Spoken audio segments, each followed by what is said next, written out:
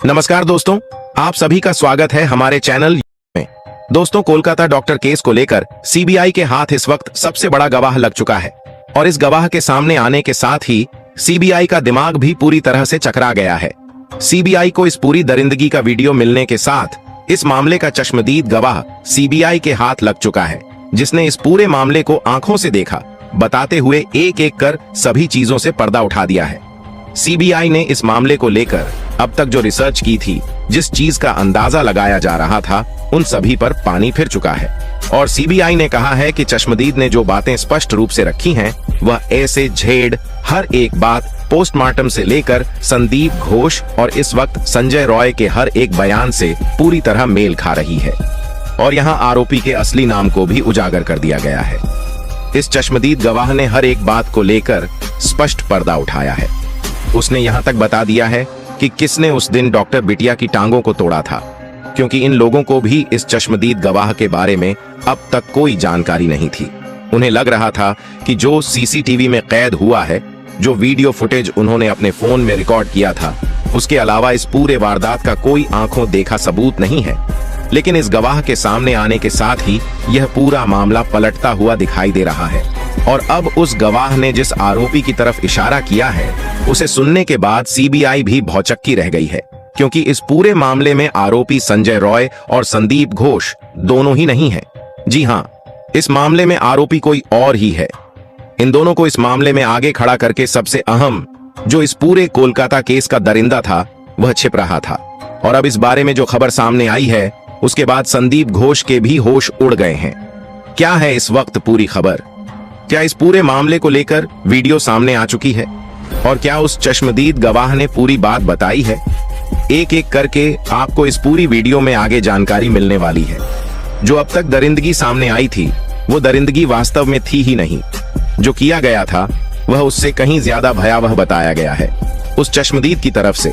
जब आप सुनेंगे तो आपकी रूह कांप जाएगी और अब तक जिसे गुनहगार नहीं समझा जा रहा था, वास्तव में इस पूरे मामले में इन्हीं में से एक सबसे अहम गुनहगार सामने आ चुका है और इसका लिंक ऐसी ऐसी जगहों से सामने निकल कर आ चुका है कि सीबीआई भी हिल गई है। सीबीआई अब सोच विचार में पड़ गई है कि इस पूरे मामले में आखिर क्या कदम उसे उठाना चाहिए। दोस्तों, इस चश्मदीद गवाह के सामने आने के साथ ही पूरा मामला उलट चुका है।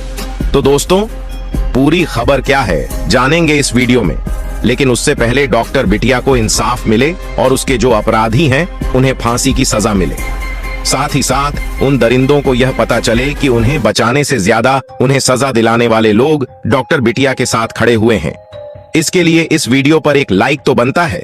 फटाफट वीडियो को लाइक करके चैनल को सब्सक्राइब कर दीजिए।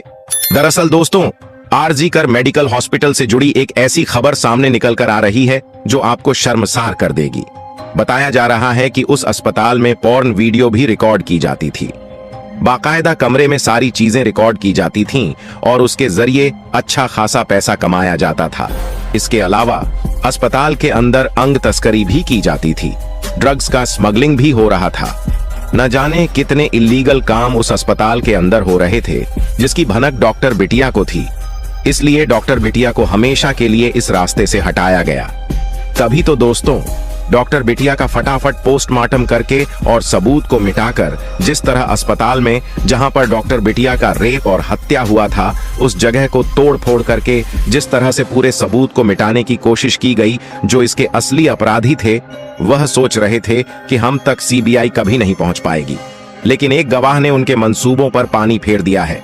चश्मदीद ने जो कहा है, उसे सुनने के बाद आप भी हैरत में पड़ जाएंगे। संदीप घोष और संजय रॉय वो नुमाइंदे हैं जिन्हें करोड़ों रुपए की लालच देकर झूठ बुलवाया जा रहा था और वह लगातार इस मामले को दूसरी दिशा दे रहे थे। संजय रॉय इस पूरे मामले में शामिल था। जी हाँ, आपको जानकर हैरानी होगी कि इस पूरे मामले, पूरे वारदात के समय भी संजय रॉय हॉस्पिटल में मौजूद था और संदीप घोष भी उस वक्त हॉस्पिटल में मौजूद था। पहले संजय रॉय ने इस पूरे मामले का आरोप अपने सिर ले लिया, जो कि पैसों की बदौलत किया था। लेकिन बाद में संजय रॉय जब इस मामले में फांसी तक की सजा सुन चुका था, तो उसने सीधे अपनी बात से पलटी मार ली और पलटी मारने के साथ ही उसने कहा कि वह तो सबसे बाद में पहुंचा था और उसे इस बारे में कोई जानकारी तक नहीं थी। एक बार फिर उसका पॉलीग्राफ टेस्ट हुआ है, जिसमें उसने सीबीआई को जो बताया है, उससे सीबीआई सोच में पड़ गई है कि आखिर यह हो क्या रहा है। दरअसल दोस्तों, एक बार फिर संजय रॉय अपने बयान को पलटते हुए एक नई बात सीबीआई को बताई है। उसने पॉलीग्राफ टेस्ट में सीबीआई को बताया है कि 8 अगस्त की रात वह गलती से सेमिनार रूम में घुसा था। एक मरीज की हालत बहुत खराब थी, उसे ऑक्सीजन की जरूरत थी, इसलिए मैं डॉक्टर को ढूंढ रहा था। इसी दौरान 3rd फ्लोर पर सेमिनार रूम में जब मैं गया तो वहां पहले से ही ट्रेनी डॉक्टर की बॉडी पड़ी हुई थी, खून से लथपथ थी। मैंने सोचा कि अभी भी हो सकता है कि जान बची हो, इसलिए मैंने उसके शरीर को हिलाया, लेकिन कोई मूवमेंट नहीं हुआ। इससे मैं घबरा गया और बाहर भागा।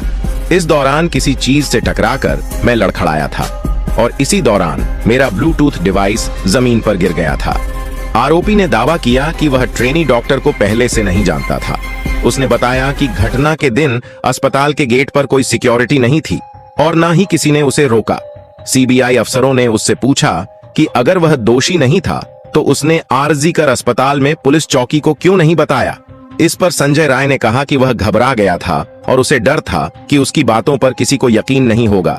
वहीं दोस्तों, दूसरी ओर संजय राय अपने वकील कविता सरकार से रो रो कर यह कह रहा है, मैं निर्दोष हूँ, मुझे फंसाया जा रहा है, मुझसे कोई भी टेस्ट करवा लो, मैं उसके लिए तैयार हूँ, ताकि वह दरिंदे जो इस केस के असली गुनहगार हैं पकड़े जा सकें।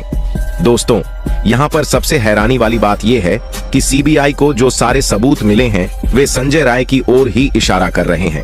फिर भी संजय राय इस तरह का बयान देकर पूरे केस को ही उलट पलट कर रहा है। बताया जा रहा है कि संजय राय का केस लड़ने के लिए कोई भी वकील तैयार नहीं था। इसके बाद सियालदह कोर्ट ने कविता सरकार को उनका वकील नियुक्त किया। कविता सरकार सियालदह कोर्ट में स्टेट लीगल सर्विस अथॉरिटी की इकलौती वकील हैं, इसलिए ये केस उन्हें मिला। दोस्तों, इस केस में रोजाना नए नए मामले सामने आ रहे हैं। इस बीच पश्चिम बंगाल डॉक्टर्स फोरम के सलाहकार डॉ. कौशिक लाहिरी ने कहा, आरजीकर अस्पताल में कथित रूप से रेप और हत्या की शिकार पीड़िता बहुत कुछ जानती थी और उसे चुप करा दिया गया। उसने हमेशा यह बताने की कोशिश की कि वह किससे जूझ रही थी, वह अकेली नहीं थी। कई युवा और वरिष्ठ डॉक्टर इसी तरह के अपराधों से पीड़ित हैं, जिनमें से ज्यादातर को चुप करा दिया जाता है। यह चुप्पी भी हिंसा है।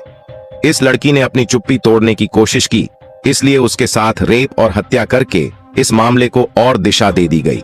दोस्तों, अब जान लेते हैं कि वह गवाह कौन है और उसने क्या बताया है। दरअसल दोस्तों, उस गवाह के बारे में कोई खुलासा नहीं किया गया है, उसे गोपनीय रखा गया है, क्योंकि उस गवाह को भी खतरा हो सकता है।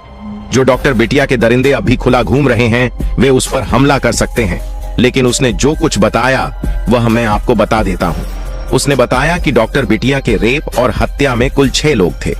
उनमें से एक डॉक्टर बिटिया को जोर जोर से पीट रहा था। डॉक्टर बिटिया चिल्ला रही थी। उनमें से एक ने डॉक्टर बिटिया के मुंह पर घूंसा मारा, जिससे उसका चश्मा टूट गया था। एक ने डॉक्टर बिटिया की टांगें चीरी। उनमें से एक ने मुंह को कसकर पकड़ा हुआ था ताकि वह चिल्ला ना पाए। आगे उस गवाह ने बताया कि मैं पूरी तरह से डर गया था। मैं अलमारी के पीछे छिपा रहा।